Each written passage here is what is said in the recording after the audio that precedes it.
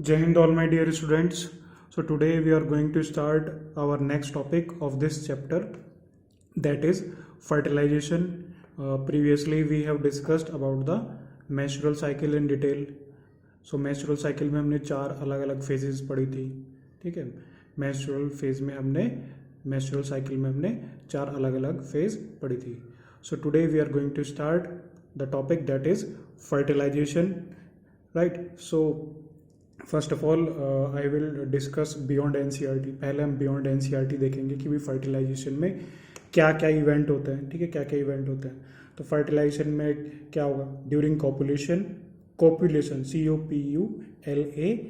Copulation या coitus, जो semen हो, semen is released by the penis into the vagina, ठीक है. जो सीमेन होगा वो रिलीज होगा, ठीक है. Semen is released by the penis into the vagina, that is insemination, right.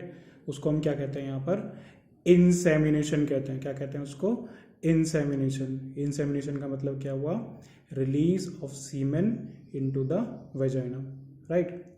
And there is only one sperm that fuses with the, एक sperm fuse करेगा किसके साथ में? Secondary oocyte, right. एक स्पर्म किसके साथ फ्यूज करेगा? सेकेंडरी oocyte में. कौन सी जगह होगी जहां पर फर्टिलाइजेशन देखने को मिलेगा? फर्टिलाइजेशन कहाँ देखने को मिलेगा? फेलोपियन ट्यूब में. और फेलोपियन ट्यूब के एम्पुलरी रीजन पर फर्टिलाइजेशन हमें देखने को मिलेगा. क्लियर? फिर उसके बाद में speed of the sperm, sperm की क्या स्पीड हो सकती है, राइट. स्पर्म की क्या स्पीड हो सकती है? It is nearly about 1.5 to 3 millimetre per minute, ठीक है. कितनी होगी? 1.5 से 3 मिलीमीटर पर मिनट स्पर्म की स्पीड होगी. Clear? Then secondary oocyte is fertilized within 24 hours. 24 hours में क्या होगा? वो फर्टिलाइज हो सकता है, ठीक है. क्या सेकेंडरी oocyte फर्टिलाइज हो सकता है स्पर्म से कितने घंटे में? 24 घंटे में. एक वर्ड है यहाँ पर कैपेसिटेशन. कैपेसिटेशन का मतलब क्या होता है? Ability of the sperm to fertilize the egg, that is called as the capacitation, right. तो ये इसमें इवेंट है. मैंने आपको क्या क्या बताया, ठीक है. Insemination, release of semen in the vagina, right. Site of fertilization fallopian tube. फिर स्पर्म की स्पीड 1.5 से 3 millimetre per minute, right. Then secondary oocyte is fertilize within 24 hours. फिर capacitation means it is the ability to fertilize the egg, right. और beyond इसमें अगर हम देखें fertilisation में, ठीक है, फर्टिलाइजेशन में हम देखेंगे तो इसमें कुछ रिएक्शंस होती हैं, ठीक है. कुछ रिएक्शंस होती हैं फर्टिलाइजेशन में. कौन कौन सी रिएक्शन है?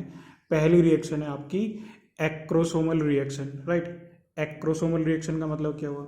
जो कैप है स्पर्म का, cap of the sperm fuses with the membrane of secondary oocyte. जो कैप है स्पर्म का, ठीक है, the cap of the sperm it fuses with the second membrane of the secondary oocyte, right. Clear हुआ ये आपका point? पहला जो रिएक्शन है यहाँ पर क्या है? एक्रोसोमल रिएक्शन के बारे में मैंने आपको बताया, ठीक. कौन सी रिएक्शन के बारे में बताया मैंने आपको? एक्रोसोमल रिएक्शन के बारे में मैंने आपको बताया. फिर वहाँ पर क्या होंगे? कुछ ऐसे एंजाइम्स प्रेजेंट होंगे, ठीक है. कुछ ऐसे एंजाइम्स प्रेजेंट होंगे. क्या रिलीज कर रहे हैं वो? स्पर्म लाइसिन को वो रिलीज कर रहे हैं, ठीक है. Sperm lysine. The capacitated sperm undergoes acrosome reaction. जो कैपेसिटेड स्पर्म है, ठीक है, जो कैपेसिटेड स्पर्म है वो क्या करेगा? वो रिएक्शन करेगा and release various chemicals content in the acrosome collectively called sperm lysin. और उसको क्या कहते हैं हम लोग? स्पर्म लाइसिन कहते हैं.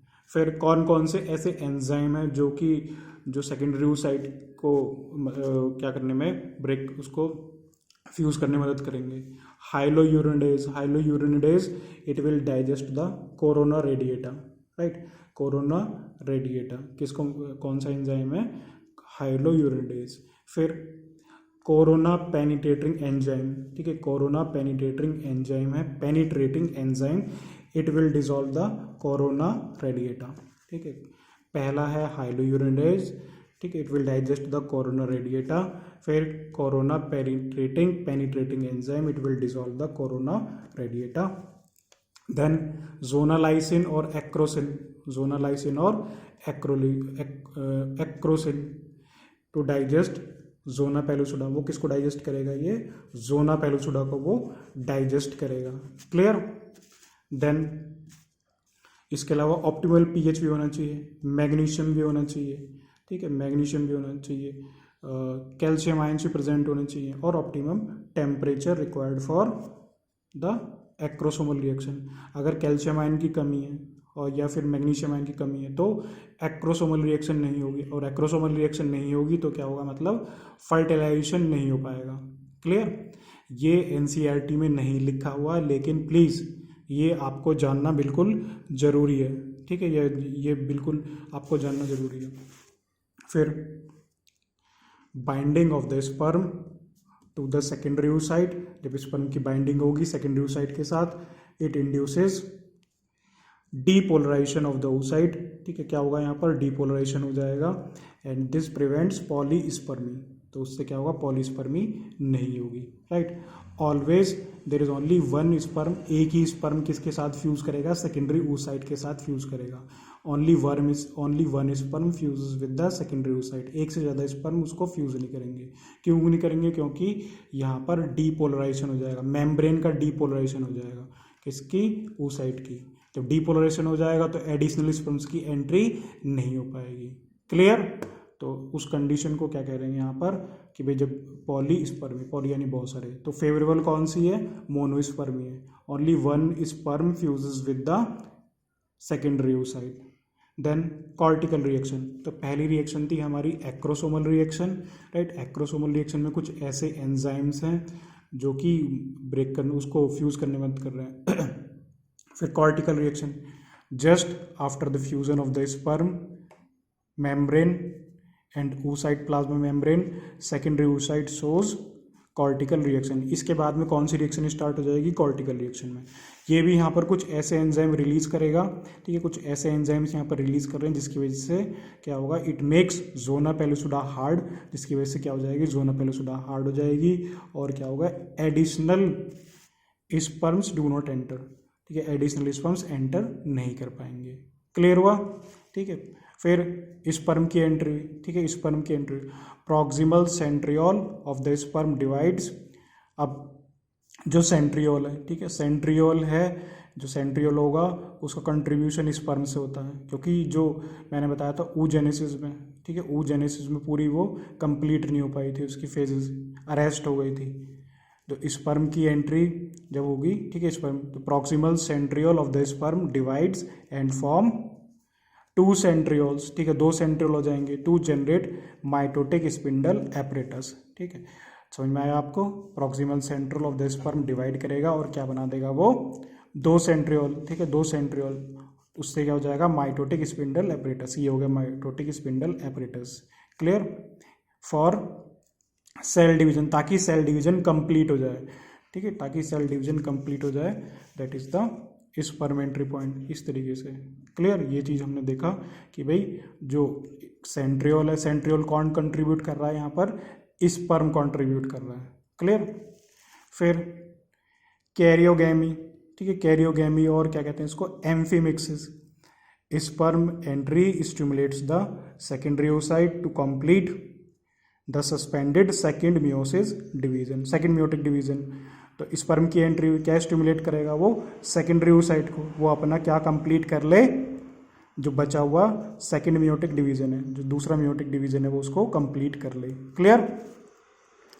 This produces A haploid ovum, इससे क्या प्रोड्यूस होगा? एक हैप्लॉइड ओवम प्रोड्यूस होगा, ठीक है, haploid ovum and A second polar body, ठीक है, एक हैप्लॉइड ओवम होगा और एक सेकेंड पोलर बॉडी होगी। फिर the head of the sperm which contains the nucleus है, जो हेड होगा उसके अंदर क्या होगा? वो न्यूक्लियस, ठीक है, the head of the sperm which contains the nucleus separate from the middle piece and tail, middle piece और टेल बाहर ही रह जाएंगे और हेड उसकी फ्यूज कर जाएगा, ठीक है। इट बिकम्स मेल प्रोन्यूक्लियस, अब क्या बन जाएगा? ये मेल प्रोन्यूक्लियस बन जाएगा। The second polar body and the sperm tail degenerate, वो क्या हो जाते हैं? वो डीजनरेट हो जाते हैं। The nucleus of the ovum, उसको हम क्या कहते हैं? फीमेल प्रोन्यूक्लियस, क्या कहते हैं उसको? फीमेल प्रोन्यूक्लियस कहते हैं।